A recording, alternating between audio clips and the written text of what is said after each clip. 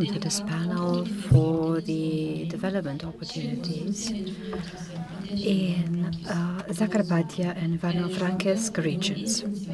Two areas that play quite the role in the stability of Ukraine, economic resilience and preparedness for accession.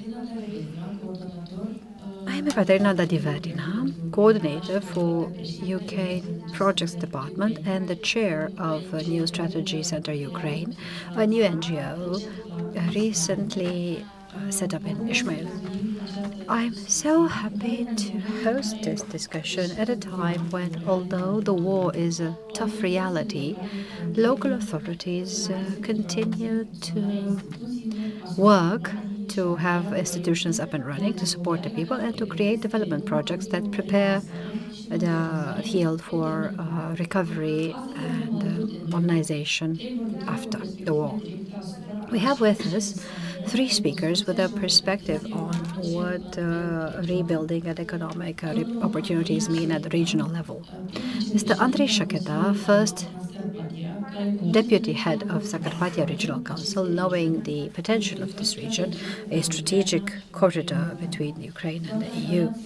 Madam Gana Dzimbolinac, Director of the Regional Development Agency in Zakarpattia, with wide experience in European projects, local investments, and cross-border cooperation. Mr. Ihor Popadyuk, Head of the Department of Foreign Affairs in Ivano-Frankivsk city, a city with a quite dynamic economic profile and valuable administrative capacity for reconstruction. And we will now continue in Ukrainian, and our colleagues will help you with the interpretation with the headsets. Пане Шакета, розпочнемо з вами. Закарпаття сьогодні є одним із найбільш динамічних регіонів України. Передусім завдяки своїм Mr. Shaketa, the Zakarpattia region is one of the most active in the context of the war, and given that it is at the border, what do you think? What are the economic sectors that require best or most investment, both during the war and after the reconstruction? What can work now and not just for the future? And let me also ask you, in what sectors do you see Romanian investors participating in the Zakarpattia region? Thank you for the question, and hello to all. I am honored to represent the Zakarpattia region. Let me break down my answer to your questions. The Zakarpattia region is indeed economically and dynamically developing, not just to the geographical context, because geography hasn't changed for billions of years, but the conditions for Zakarpattia region to exist have changed. Zakarpattia today is one of the safest regions in Ukraine. If we are to consider the number of attacks and havoc they've caused, the destruction was minimum, maybe just 2 cases all throughout the 4-year period of war. That is why we say that Zakarpattia is a safe region, both to live and to develop a business. And that is why in the eastern and southern part of Ukraine, areas were relocated to the west, that is in our region. That is why when someone wants to set up a business in Ukraine, they first take into account the safety, security, and that is why our region is safe from this perspective. Now, moving to business has also changed the economic landscape of the region. If beforehand the Zakarpattia region was a territory for tourism and light industry, and there have been logistic centers because we are bordered by 4 European states, and logistics really played a role beforehand, before the war. Nowadays, given the war, we find new development areas, heavy industry as well, large industries being set up. It's not about moving heavy steel plants being moved to the west. But for example, for the car industry, we have now such sectors. Also, those plants that don't require large areas or massive rigs or installments or harbors, but these can't exist in our region. Nonetheless, these fields have become quite diverse. And this gives quite the good momentum. If we take a look, however, at the economic indicators as well, we have quite a formidable growth, money that comes into the state budget.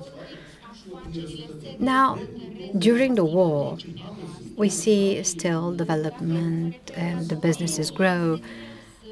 For sectors, well, it's rather difficult to foresee which would be the safe sectors for business, but we do take into account the strategies of the blue and red oceans. If someone is interested in wood processing, maybe they will be successful because we have logistics, we have tradition in this respect, because this production does reach the European market. One issue might be qualified labor. But we have education institutions that can prepare future specialists. And these years, we actually paid attention to the jobs, the professions that we are getting students ready for. We take a look at existing areas and fields of expertise, and if there's need for specialists, we adapt the syllabus to the need. If we, for example, for the technical and vocational training type of education, we adapt them. We add these new skills. If we are to refer to the principles of the Blue Ocean, we open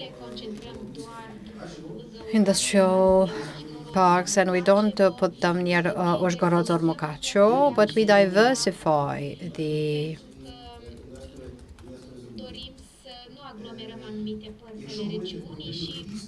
setup because we don't want to crowd an area. And this is what can be done now, what can work. And internal investors that have relocated certain businesses have now found a place in our region. I don't remember for a business that was relocated for 1 year or two to go belly up. All are still running. And I'm referring here not to IT, but to industries that do need the space, the infrastructure.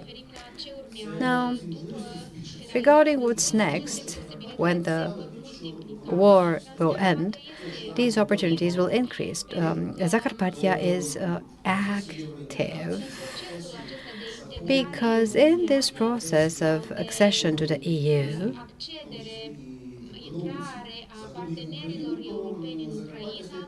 or for European partners to enter Ukraine, Ukraine is a good limelight and starting point. We have, for example, the region with the capital. Uzhgorod is closer to the capital of 8 or 9 European countries, if we include Kosovo, compared to Kiev. So Uzhgorod is even closer to them than to the capital city of its own country. So that's why for the Europeans it's easier. We are easier to reach. I really don't want to try to list some sectors just out of fear of missing any of them. Logistics, processing. I think that just heavy steel industry and harbors, this is what we can't develop. For the rest, everything is possible. Now, if I could focus on Romania. Nowadays, we don't have intense links to the Zakarpattia region. So far, Romania has rather focused on Chernobyl and Odessa, although our region has the longest border with Romania. The Slovak, Czech, Polish companies already exist in our region, but Romania does not. Although we are neighbors, we have quite a good communication. Romania does understand the situation at national level as well, at the government level as well. If for Slovakia or Hungary we have certain tensions, for Romania we don't have these issues. The communication in the local communities level, cross-border, is very good. So we expect for Romania to be more present in our region and to have a more intense collaboration at local administrative level. Apart from infrastructure, we already have set up the conditions for this. Very interesting. Thank you so much. Madam Tsibolinets, as director of the Regional Development Agency for Zakarpattia, let me ask you, what are the main issues of the local authorities in the mountain area and plain areas? Where do you see the potential of joint projects with Romania, especially in the context of the new logic of reconstruction? Thank you, Ekaterina. Thank you for the invitation. I have the honor to be for the second time attending this forum, and I am always happy to see this constructive dialogue, to find out so much.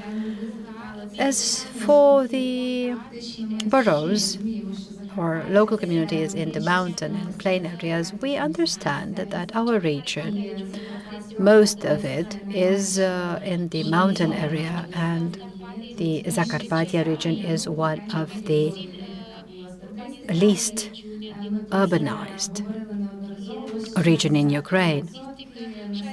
Statistics show that 63% of the population of the region live in the rural area. In principle, the rural area, as would apply for any other country or city, has an issue in this respect, in the sense that the rural community of the mountainside has a bit more of a difficult access due to geography. Also, investors reach it more rather difficult condition. So as would happen in all countries that would have such situations. But we are really focusing on solving these issues, mostly regarding infrastructure. And I'm referring here to roads that need improvement, also waste transport services, water services as well. And in our region, we have quite a low percentage of centralized water and sewage systems. When we speak with the representatives of the various boroughs and villages, this is what they ask at regional level, that we identify partners or funding so that the mayors of the communities solve these important issues for the inhabitants. We understand that it's not that much, that the financial resources are rather scarce, So we are working on it. That's on infrastructure, but this is not our only challenge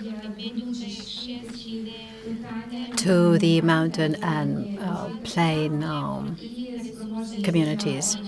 Another issue with regard the human resources and the capacity of the local authorities. We have, unfortunately, a depopulation of the rural area.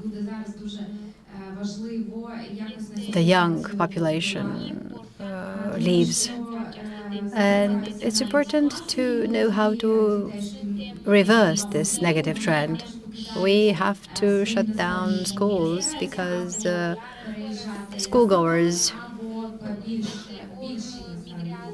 either migrate to the urban area in Ukraine or abroad with their families. They, of course, go for better education, better health services, and it's fully understandable. This is indeed an older issue. We noticed this even before the war, but the war deepened this situation.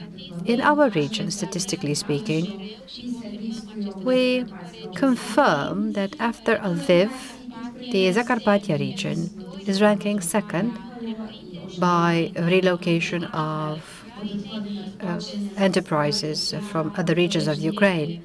And this, as I said, and my colleagues said as well, we meant more money to the budget, new jobs, and has made our communities more vibrant. If we are to take a look at the geography of things as well, all relocated companies focus on 3 districts of the region in Zakarpattia. As for the communities in the mountain area, a very small percentage of companies have come to this area. We understand this means less jobs in the mountainside and fewer opportunities for development. Tourism is and will continue to be an important component for the development of these villages in the mountain area. So it's not the best of situations right now, but we stand on guard and we focus on reanimating and revitalizing this sector. We have the natural cultural heritage that still needs tapping into. And it wouldn't be fair not to put it to good use. Some more ideas about the local administrative capacity. There are delicate issues regarding our agency. We have an issue for strategic planning at local level especially, because nowadays we are going through this full reform of the public legislations, and that is why we have to have a quality development strategy to line up with the European standards. We don't need documents that get dusty in a drawer somewhere. We need viable, smart strategies precisely to draw more investors. The downside of it is that not everyone understands all these needs. When we spoke about the joint projects with Romania, and yesterday we spoke of the project, strategic planning. We also found out from the experience of the Romanian communities. We spoke, for example, of a joint school or European integration. We spoke with our colleagues because Romania went through this already. And it would be great if you shared from your experience regarding schools, how and what strategic initiatives we can develop regarding schools, or how to draw a project to draw in human resources, European funds. Another interesting aspect is how to bring together the stakeholders. What are the necessary projects? Why are they necessary? So that communities understand and they be easily understood by other representatives of the community as well. So that is why we need this know-how, and we would be most appreciative if you could tell us about the mistakes, the lessons learned. It's normal to have mistakes that you go through when you learn, and this type of a project would be useful and interesting for us. Thank you. Thank you. Indeed.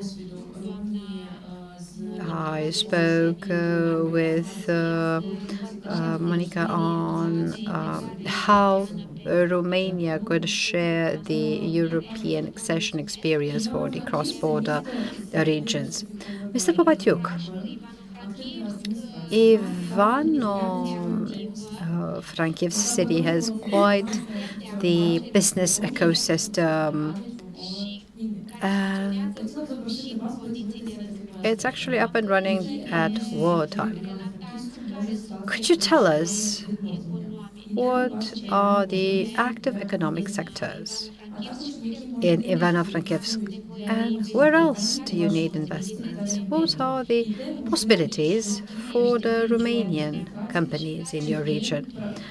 And what would be the most practical and effective fields? Thank you so much for the invitation. Our approach is very practical. Let me focus or split my answer in three. I'll speak of the past, the present, and the future. For the past,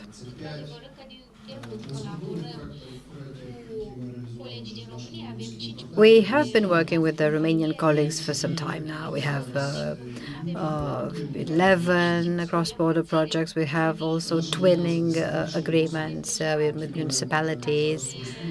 We have a past that comes from 10 years of cooperation with Romanian cities. Now, if we are to speak about the present, let me ask first, well, about the homework, both for Romania and for Ukraine. What should we do together? I see that Romania is getting ready, taking the right steps in this respect. Logistics, airport, road. These are the steps that Poland actually took before. And Ivano-Frankivsk is equally distant from Romania and Poland in this competition where the borders, the custom borders will disappear. Ivano-Frankivsk will have to go or choose between Romania and Poland. Historically, we lean toward Poland because historically this ties us more to them. We understand Polish. As far as Romania goes, the government and parliament in Romania have to work on intensifying contacts and what should be done in the future. I will come back with specific answers. We are part of Interreg Europe. We have partners from all throughout Europe. I was in Zagreb recently at an IT company that has most demands coming from Poland.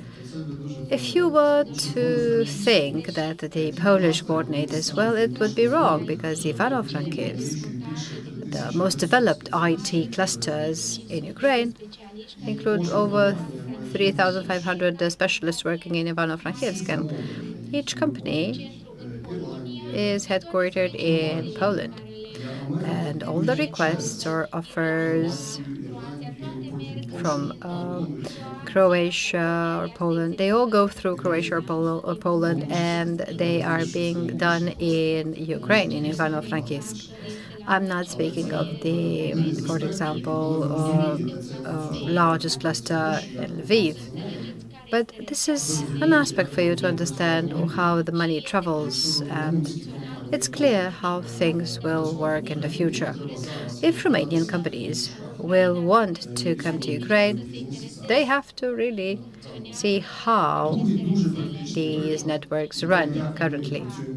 Another practical example on how we work in Ivano-Frankivsk is the cooperation with San Juan city near Barcelona, where we develop very well biotechnologies. There are also plans on producing vaccines. Barcelona is quite a tourist city that is visited every year by over 5 million tourists. And 1 hour from Barcelona is the Sant Cugat, where it has quite the production of pharmaceuticals. The exports from San Cugat go to the US. We have to understand that we don't compete globally with Poland or Romania. We compete with the US and China, and we as well have our involvement as well in this. This is what we learn from Europe, and nowadays in Ivano-Frankivsk we are very creative. We are most sought after. We have young people from 3 universities, the oil and gas university, the Prikarpatia University as well, that gets teachers ready, professors, and another one. That is where we get our youth from. That is where the market is to develop creative industries. Creative in the sense that even the IT industry needs creation and to be creative. In the future, we have to have cities open for other nationalities. When I went to Sant Cugat near Barcelona, well, they draw in specialists from all around the world, very well paid. They say that when a Chinaman reaches Sant Cugat, one of the main questions is, what will the locals believe and think of them? The same applies to us. Romania and Ukraine have to wonder how the people in Ukraine will feel about Romanians that will come to contribute to rebuilding Ukraine, or what the Romanians will believe of Ukrainians. Because the simple suggestion is the line of work or the line of action that you take. Currently in Ivano-Frankivsk,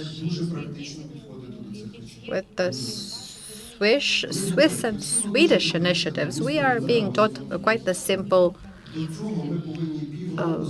approach. If you want to come to our city, we have to work with you for half a year on various actions. If in Ivano-Frankivsk we have the city developed properly, well, we cooperate with agents that ask for lines of business, so representatives of those companies will get in contact with them and visit them. If it's for wood processing, it's that sector. If it's agriculture or sports are covered, we do the same. Now, in Ivano-Frankivsk, I believe we work very well with the Romanian cities.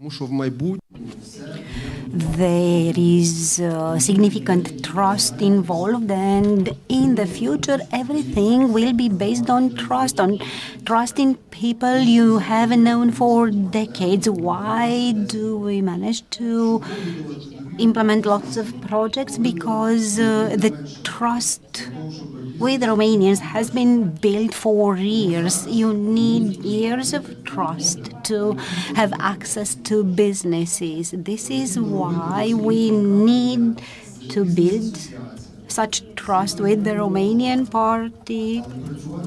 We need for that meetings. We need to see face to face with business people from specific sectors, IT with IT businesses. We want to promote tourism, industry, wood processing. Then, if we want to develop these lines of activity, we need to organize meetings and in time foster such trust between partners, because when borders open, they will apply for European and Ukrainian investments. Thank you.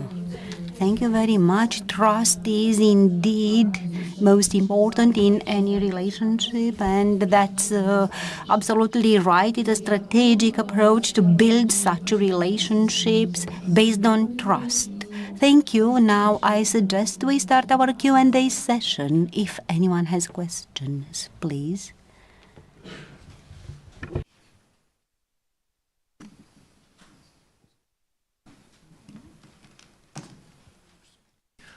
Hello, congratulations to all the speakers for very, very insightful information. Now, as somebody who studied in Cluj, and you probably know that Cluj-Napoca is the IT cluster of Romania, I would be very interested in what are the main incentives in the Ivano-Frankivsk area to develop and to help evolve the IT sector, being the second one, as you previously mentioned, after Lviv. Which are the main incentives that have gained this area such a reputable, such a strong reputation?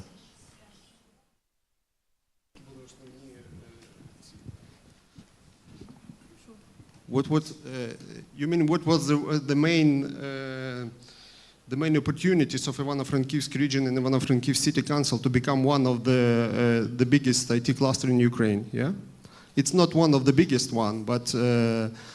We have the National Technical University, Oil and Gas University, and we can get the talents from the university, from students, and this is most important that we have. That's our, we are lucky with the universities, really. And the cities that have the biggest universities in Ukraine have the biggest opportunities in the future. We became the branches from Lviv IT cluster, because Lviv IT cluster is much more bigger, and we have a lot of branches from IT companies in Lviv. They became to Ivano-Frankivsk and said, we want to start the new companies in Ivano-Frankivsk, and we have such big companies like SoftServe. It's have 600 or 700 people. Their own buildings, and they work just with USA and Europe. But now the situation changed. The companies that had very specific requirements for the products say that it's not safety to develop their products in Ukraine due to many reasons that we don't have electricity, we have bombing of the territories. That's why we have to open our new companies in Poland or some other countries from European Union to transfer these contracts to them. But the main reason is that we have the universities and students. This is a source where we get the talents. Thank you.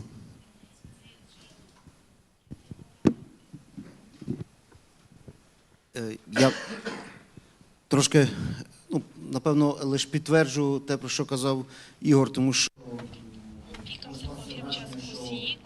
I want to confirm what Igor said. IT is developing not only in Lviv and Ivano-Frankivsk. I remembered about IT in Transcarpathia, and the reasons are the same. If we are talking about incentives, the war created incentives in an unwanted way, but before the large-scale war, some of the IT companies were concentrated in Kharkiv, and they were already looking for a different location. It was clear that Lviv and Frankivsk could provide good infrastructure. This is why they came to Transcarpathia, and this led to very quick development, but successful in my opinion. We as authorities managed very quickly to find milestones for different fields. They have not only national, but they also work internationally in Canada and New Zealand. They developed IT products that were useful for the region, for the local authorities. They developed the servers. We could benefit from support at the same time. New opportunities were created. Just to give you an example, today I had an online call with our partners from the Czech Republic, representatives of IT clusters in Transcarpathia. The organization is called Cluster Zakarpattia, and we talked that under the Danube strategy, they got involved and developed an AI-based programming product. 150,000 euro. They sold their knowledge in this market. They created a very good product. It will be very useful for the local authorities, and they will benefit from expertise, from money. The Danube program will help because these people are experienced in working with AI-based instruments. During the war, people were looking for security. It's when you just need your laptop to work, it's easy to relocate. So people were looking for safe places, and they were relocated. I want to mention that Ivano-Frankivsk, every year, even during the war, we are training. We are building significantly more than 800 apartments, more than 16,000 people come every year to our region. It is considered one of the safest cities in Ukraine, and within Ivano-Frankivsk there is this ecosystem that is maturing very quickly. It's a melting pot. Here, those cities able to create, to foster such melting pots will stand to gain. They will foster startups and cutting-edge technology companies. different people from different countries will get here to invest. What I'm talking about, we are not talking about classic wood processing or classic furniture design. Now we are talking about talents able to innovate chair designs or materials, and that will sell worldwide. But for this we need lots of investors, specialists to invest in startups. They are just developing, they start to develop, and then they will develop further into mature businesses.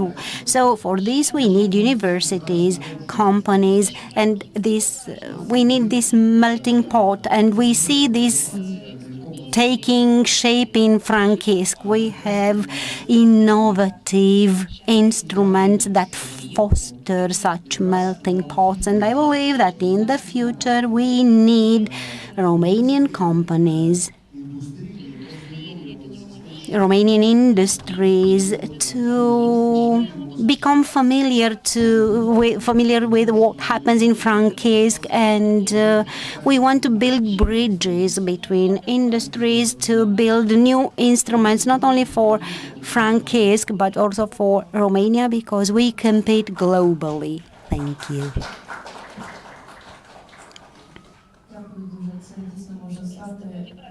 Thank you. That indeed may become a potential that may be accomplished in the future with Romania. That is important. If there are any more questions.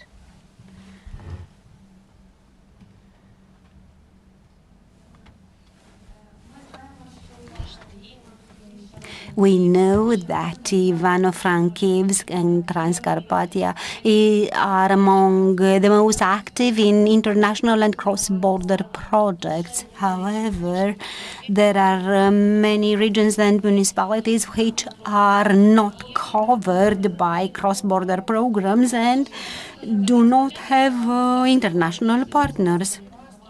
Could you recommend from your experience where should such communities start from? I will start. First of all, we need to recall that starting in 2024 for the entire Ukrainian territory, we have Interreg Europe. We have several programs which are quite similar. And cross-border means very clearly you need a border there. So those cross-border programs working in Ukraine will not change geography.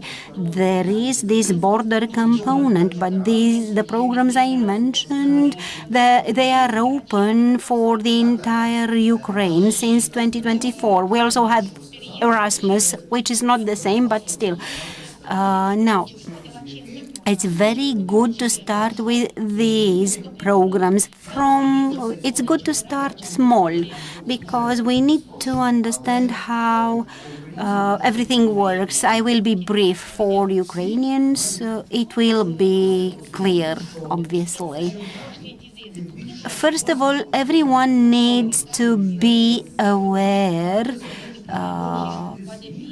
the money you get in the budget will depend on your capability, your capacity to write and submit projects. It doesn't matter the program or the project, because if the region wants additional money, then the region needs to look higher up and think, okay, the mayor, the head of the community, someone in a decision-making power position should say, this is what we need. we need to go apply, we need to go to the minister and explain and ask for money. So if we want more money, we don't only know how to or where to ask for money, we also need to be able to develop the project, the application. Maybe it must be submitted in English, we need to write it in English. We need to understand how the mechanism, what the mechanism is, how it works. And then we need to start from small, soft projects to be able to understand how European projects and programs are designed, how they work. Then you need to train people who will write the projects, who will submit them. In simple words, an accountant, you need an accountant who speaks English, who is able to work with that software. If you found that accountant, make sure that accountant will not go work elsewhere for some more money. We are thinking of legal amendments so that the specialists we are talking about should be able to have additional wages and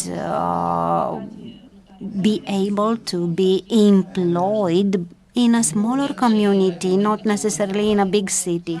So that is the third thing, the people. And fourth, you should not be afraid. Don't be scared. That is important. Many people are skeptical and say, well, I'm not going to submit a project or yet another project because it will not work. But this year we have projects with Poland, with Ukraine. We submitted several projects, and not all of them gained funding, but if you do not apply, you will not get the project. So you need courage to submit projects. And 5, if you got the chance and you have a winning project and you have the funding, it's very important to implement the project, and it's very important not to lose your partner's trust, because if you do not do your share, then the partners will no longer trust you, will no longer work with you.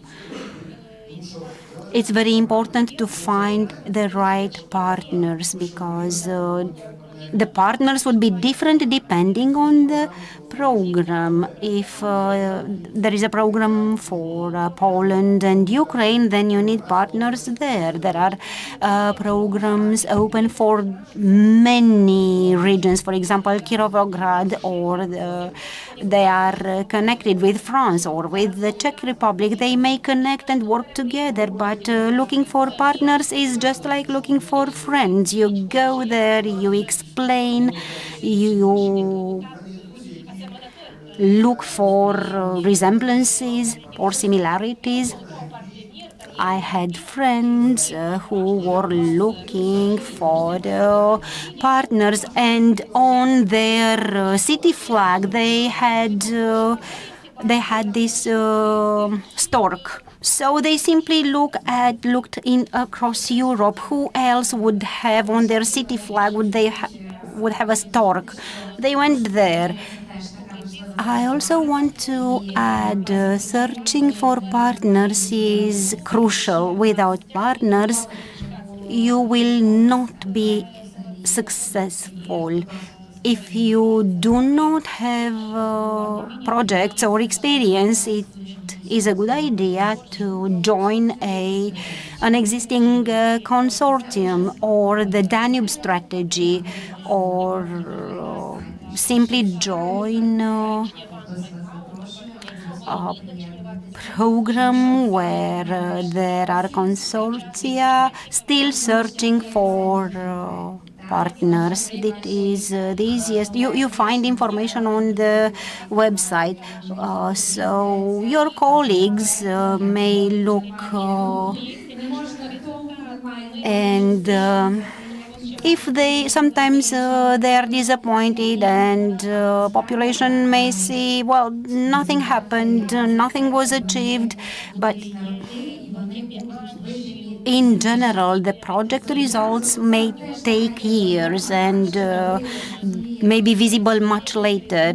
So this may be a problem. You have to understand that the results may be visible within years. So you will understand that one project will bring another project. You will meet partners who will propose yet another initiative. So it's step by step.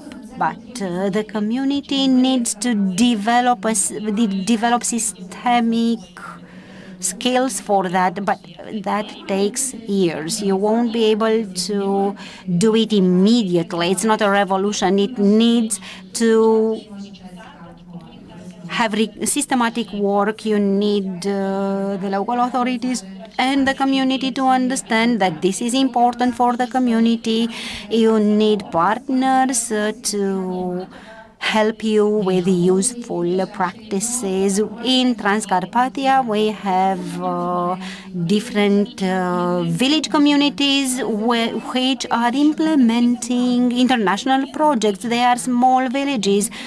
Their budget does not enable them to do much, but they participate in activities, they participate in conferences, they communicate.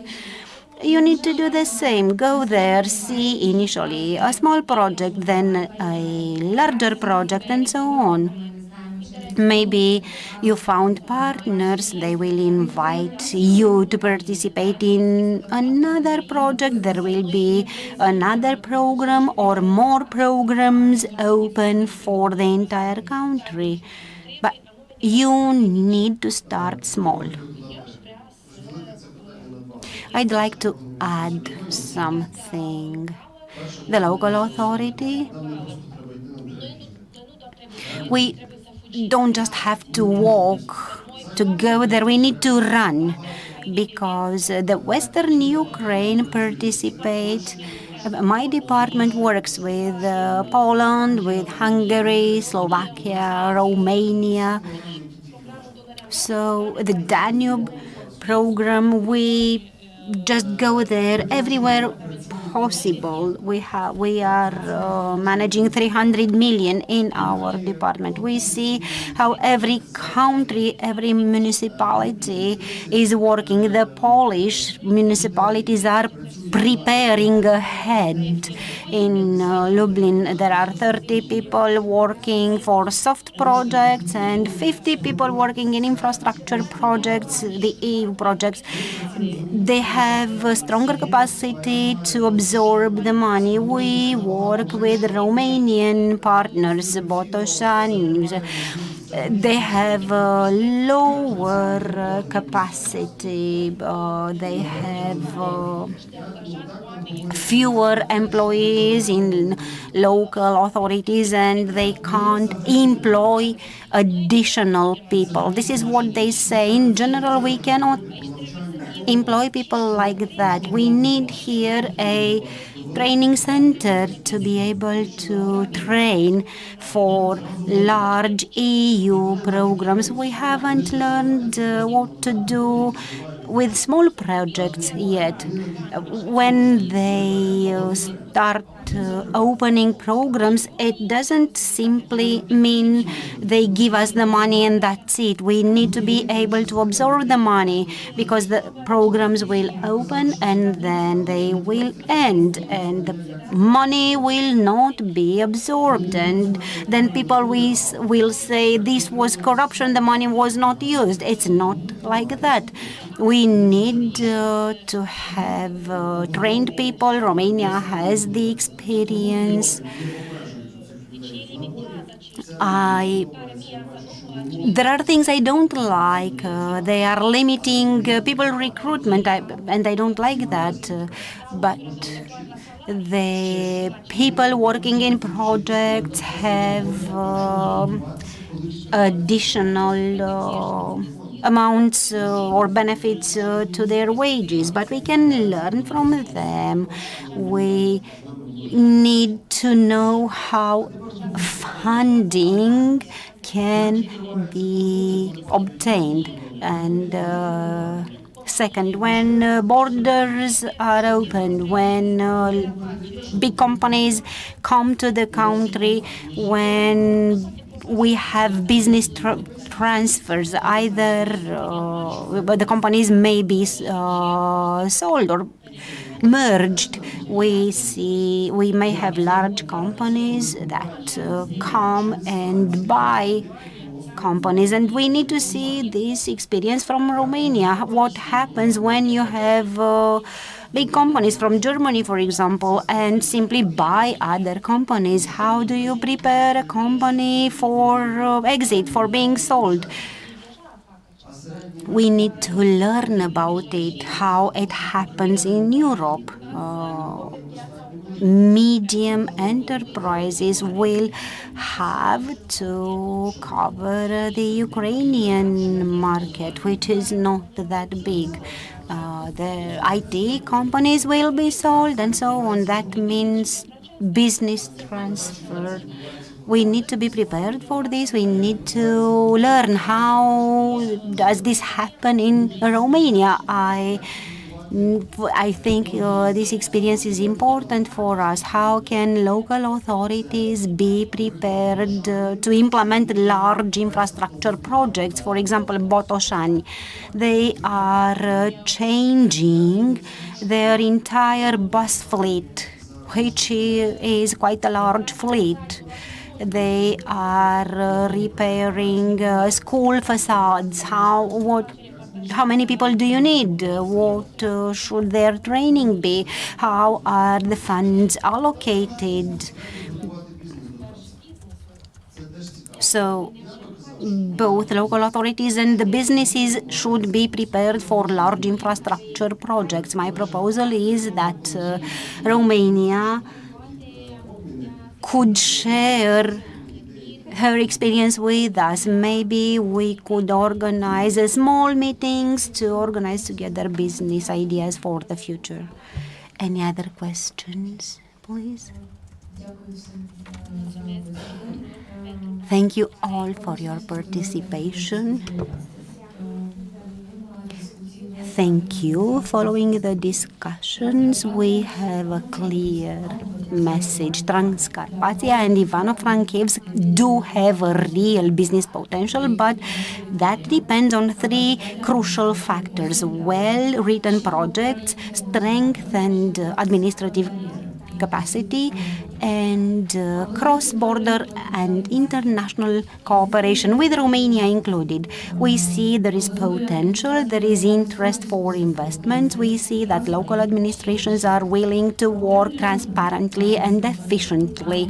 There are still challenges, especially in rural and mountain areas, but the strategies presented today show that there are real solutions. Today we see clear directions taking shape for Romania's contributions, direct contributions, investments, partnerships, the experience of the country. Thank you very much, and I hope these ideas will turn into concrete actions in the next months.